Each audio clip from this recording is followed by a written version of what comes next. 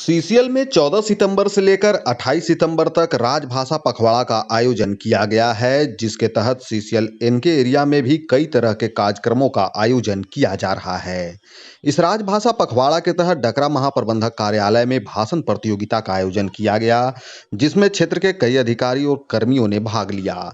इस दौरान हिंदी से देश को एक सूत्र में बांधा जा सकता है विषय पर भाषण प्रतियोगिता आयोजित की गई, जिसमें अशोक कुमार सिंह, उदय सिंह, नीलम कुमारी, संध्या कुमारी, ओम प्रकाश, पवन कुमार महतो, रवि रंजन ने भाग लिया और अपनी अपनी प्रस्तुति दी। इस भाषण प्रतियोगिता में शामिल होने वाले प्रतिभागियों के चयन के लिए निर्णायक मंडली के द्वारा अंक दिया जाएगा। बेहतर प्रदर्शन करने वाले प्रतिभागियों को 28 सितंबर समापन समारोह के दौरान पुरस्कार देकर सम्मानित किया जाएगा। इस मौके पर staff officer personal Sunil Kumar Tiwari, staff officer उत्खनन मनोज ओझा, कार्मिक अधिकारी दिवाकर साहू, आलोक जोजवार सहित कई कर्मी उपस्थित थे। 14 सितंबर 1949 को राजभाषा अधिनियम को एक्सेप्ट किया। हिंदी को राजभाषा के रूप में हमारी संविधान सभा ने स्वीकृत किया था, इसीलिए उस दिन को राजभाषा दिवस के रूप में मनाया जाता है।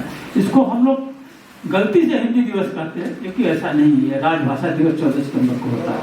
हिंदी दिवस होता है 10 जनवरी को, अंतर्राष्ट्रीय हिंदी दिवस 10 जनवरी को होता है। राजभाषा दिवस होता है 14 सितंबर को। आप लोगों को विभिन्न प्रतियोगिताएं इस राजभाषा पखवाड़ा के दौरान आयोजित की जाती हैं, जिसमें से हमको लगता है कि आज दूसरी प्रतियोगिता है। एक निबंध लेखन प्रतियोगिता हो चुकी है और दूसरी प्रतियोगिता भाषण प्रतियोगिता है, और हम उम्मीद रखते हैं कि आप लोग इसमें अपने विचारों को स्पष्ट रूप से और सुसंगठित रूप से रखेंगे। हिंदी का योगदान एवं उसकी महत्ता।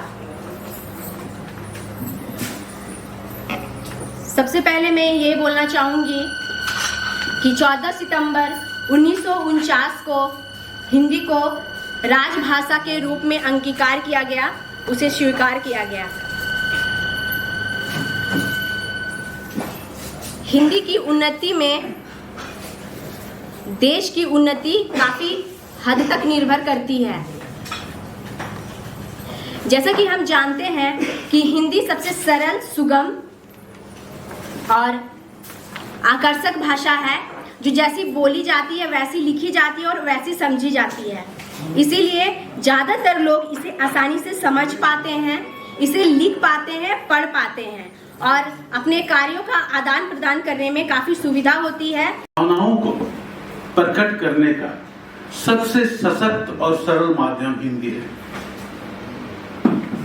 जहां माँ की ममता, जहां पिता की छाया, जहां अपनों का स्नेह, जहां लोगों को जोड़ती है।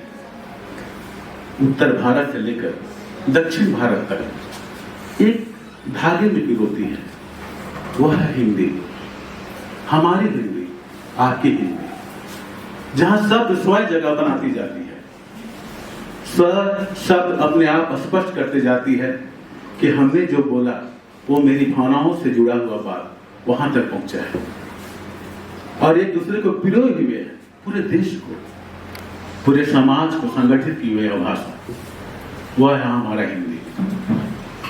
लोग जब बोलते हैं किसी भाषा को, तो वह भाषा उपयोगिता में ज्यादा महत्व रखती है।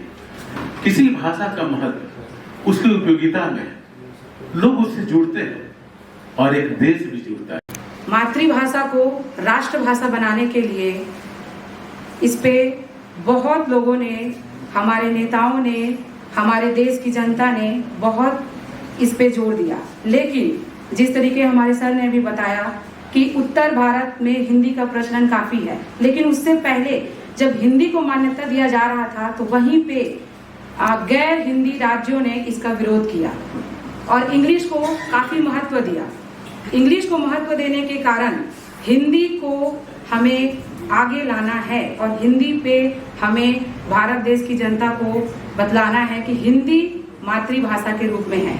इंग्लिश का बेशक प्रयोग किया जाता है, सभी कार्यालयों में किया जाता है, ऑफिस में किया जाता है, हर जगह इंग्लिश का प्रयोग नंबर 1 पे है।